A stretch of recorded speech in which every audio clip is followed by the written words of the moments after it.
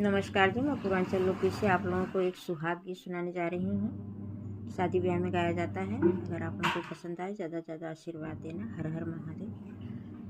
हंसी हंसी का मन दुल्हे बीरवा थम हम जी रुसली कमनी रानी बीरवा न थाम जी रुसली कमनी रानी के करे गुमाने धना बीरवान थामाजी के करे गुमाने धना गैलूरी सियाई जी के करे गुमाने धना बाबा के गुमाने स्वामी बीरवान थामी जी भैया के गुमाने प्रभु गैली ऋषि आई जी भैया के गुमाने स्वामी पापा के गुमान धनाया जुआ भर के हमारा गुमान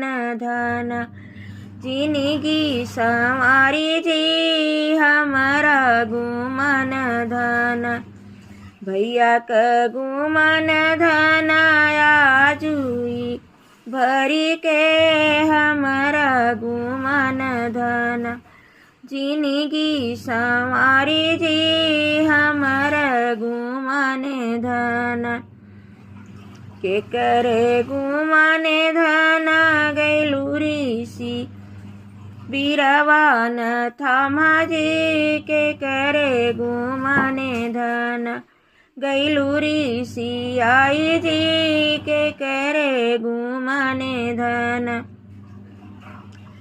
चाचा के गुमाने प्रभु बीरवान थामी जी भैया के गुमाने धन प्रभु गैली सियाई जी भैया के गुमाने प्रभु चाचा का गुमान धनाया जुआ भर के हमारा गुमान धन जिंदगी जन्म के हमारा गुमान धन जिंदगी समारी हो हमारा गुमान धन। नमस्कार जी, हर हर महादेव। अगर आप लोगों को पसंद आए तो ज़्यादा से ज़्यादा आशीर्वाद देना, फुलवाच करके देखना हमारे।